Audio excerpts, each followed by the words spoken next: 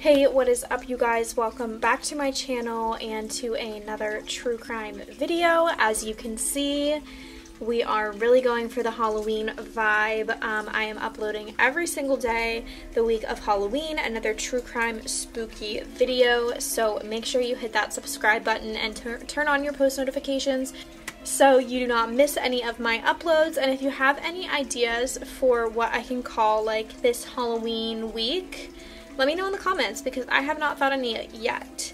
Also, I swear in real life these orange lights do not flicker, but in the camera it picks up like flickering, so I'll decide, I guess, if when I'm editing if it's super distracting, and I'll take them down for the rest of the true crimes if it looks awful. So if it does look awful in this one, I sincerely apologize. But without further ado, let's just get right on into the case.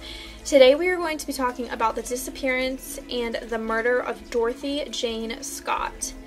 So in 1980, Dorothy Jane Scott was a 32-year-old single mom living in Stanton, California. She worked as a secretary in Anaheim, California at Swingers Psych Shop and Custom Head Shop. She worked in the back of the shop, so she rarely ever interacted with customers, which will come in a little bit later. And she was a pretty introverted person. She just spent time with her parents. She got along really well with them and her son Sean, who was 4 years old at the time of her disappearance. So Dorothy lived a really average, normal life. She had a standard routine every day. She would get up and get her and Sean ready and then drive 20 minutes to Anaheim, California and drop Sean off at her parents' Verna and Jacob Scott's house, which was only a few blocks away from her work. She would go to work, and then when she got off, she would drive back over to her parents' house, pick up Sean, and then drive 20 minutes back to her house, cook them both dinner, get them ready for bed, play with him, watch cartoons, put him to bed, and do it all over again. So like I said, she had a really normal, happy life, but unfortunately, several months before Dorothy went missing, she started being stalked. She would receive frequent phone calls from a strange man. She did not recognize the voice on the other line, but she would receive them all the time, and they were often very threatening. He would tell her exactly where she was, what she was wearing at the time that he was calling her. On one particular occasion, he said, when I get you alone, I will cut you up into little bits so no one will find you. Then the other half of the time, he would be extremely loving. He would say he was in love with her. They were meant to be together. As soon as he would get her, he would never let her go. Just things like that. On another particular occasion, he told her to go outside because he had a gift for her. Now, I don't know why she would have gone outside. I would have been way too scared. I would have never, listened to this man. But she did go outside, and all she found was a dead rose on her car windshield, which I just think is so creepy. So these phone calls were really starting to freak her out. As you can imagine, it would be so scary. It reminds me of Pretty Little Liars. And I don't know, I didn't find any information. Let me know if you guys have any idea if they filed a police report, her or her parents. I don't think that they did. I don't know why they wouldn't have. I understand that the police can't do anything unless you are hurt, but still, I don't understand why they wouldn't have filed a police report, but I did not find anything on that. But she was really starting to get scared from these phone calls. She even considered buying a handgun at this point. And just about a week before she went missing, she started taking self-defense classes. So then on May 28th of 1980, Dorothy dropped her son Sean off at her parents' house and went to the office for a meeting at around 9 p.m. Another weird thing with this story, who has office meetings at 9 p.m.? I don't know. But she had this meeting, and during the meeting, she noticed that one of her coworkers, Conrad Bostron, looked really sick, and his one arm was swollen and red. So she became kind of concerned about this and insisted that she take him to the ER. Her and another coworker, Pam Head, took Conrad to the emergency room, where they found out he had actually been bitten by a black widow spider, which is just another really random, really creepy thing about this case. So while he was in the hospital, Pam stated that Dorothy had never left her side. She was with her the entire time. And when he got released, it was around 11 p.m. and he still wasn't feeling that great. So Dorothy offered to go get her car and drive around to the front so he did not have to walk with her. So he did not have to walk all the way back to the car. So Dorothy went to the bathroom and then was planning on going out to the parking lot to bring her car around the front. Pam stayed with Conrad to pick up his prescription, and then they both headed to the exit to wait for her. So according to Pam and Conrad, they were at the exit and they saw Dorothy's car just speeding towards them, and they couldn't see who was in the driver's seat because the headlights were just like beaming right into their eyes. So they said that they like waved their hands to try to get her attention, like, hey, we're here, we're ready. And the car just took a sharp turn right past them. And I guess they both thought that Dorothy just probably had an emergency with her son and had to leave. So a few hours after Conrad had been released from the hospital, him and Pam called her parents to see if she had come to pick up Sean, if everything was okay, and they basically said, like, we don't know, like, we figured she was still with you at the hospital, like, we have not seen her. So that is when her parents filed a missing persons report. So at around 4:30 a.m. the next morning, Dorothy's white 1973 Toyota station wagon was found burning in an alley about 10 miles away from the hospital. There was pretty much no clues left behind. Obviously the car was burning, so anything like DNA or fingerprints would have been pretty hard to get off. Plus, remember, this was in the 1980s, so their technology was not even near what we have today. So they were pretty much left with no leads, but obviously the police were looking into her stalker. So then about a week after she went missing, Vera, Dorothy's mom, actually received a phone call, and it was a man on the other line, and all he asked was, are you related to Dorothy Scott? Which she said yes, obviously, and he just replied with, I have her, and then hung up quickly. So Vera started receiving calls almost every single Wednesday for the next 4 years from this same man. She would usually only receive them if she was home alone, and they would be very quick, very brief phone calls. I can't even imagine, like, your daughter is being stalked, goes missing, you find her car burning in an alley, and then you're being stalked, and you get repeated phone calls every Wednesday only when you're home alone. Absolutely not. Would never be home alone. Not on Wednesdays. Absolutely not. Would be so freaking scared. So during the investigation, the police were really trying to keep the case quiet because they thought once they started bringing in suspects, whoever knew details about the case or about her stalker or anything like that would possibly be involved in her disappearance, because none of the details about the case were released. However, Jacob, Dorothy's dad, was starting to get kind of restless. The police weren't really getting anywhere. They didn't really have any solid leads, and he wanted extra help. So he ended up calling the registered newspaper in Santa Ana, and they released the story of Dorothy's disappearance the next morning. So the same morning that this article was released, so Pat Riley, who worked for the registered newspaper, received a call the same morning the article was released. The man on the other line was sobbing the whole time, and he just said, I killed her. I killed Dorothy Scott. I caught her cheating with another man. I loved her. She denied having someone else.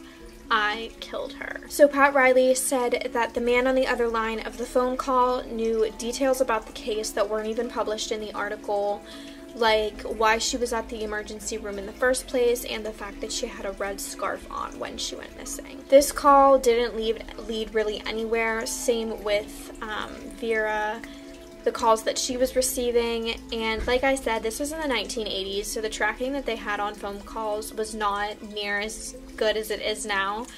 Plus, the caller knew, like, the time to stop, like, to end the phone call before they have enough time to trace the call. So they never traced any of these calls. They never really got anywhere with them. So the police first looked into Sean's dad, but he had an airtight alibi. I believe he was in Missouri at the time. They also looked into her co-workers, but none of them really led to anything. Like I said earlier, her office was in the back and she never interacted with customers, so they thought it was very unlikely that a customer was stalking her or a customer was the one who did this. So then on August 6th of 1984, 4 years after Dorothy had went missing, a construction worker discovered a skeleton buried on Santa Ana Canyon Road. The skeleton that he had discovered was actually the skeleton of a dog, but underneath the dog more remains were found, and these were eventually identified as Dorothy Jane Scott. They did do an autopsy, but it did not determine cause of death. So again, even though they had found her body, it really did not help with the case at all. So shortly after the body was found, Jacob and Vera received another phone call from a man, and all he said was, "Is Dorothy home?" And that was the last phone call that they ever received. So that is pretty much all of the information I have on this case. We can get into a couple theories and a couple suspects.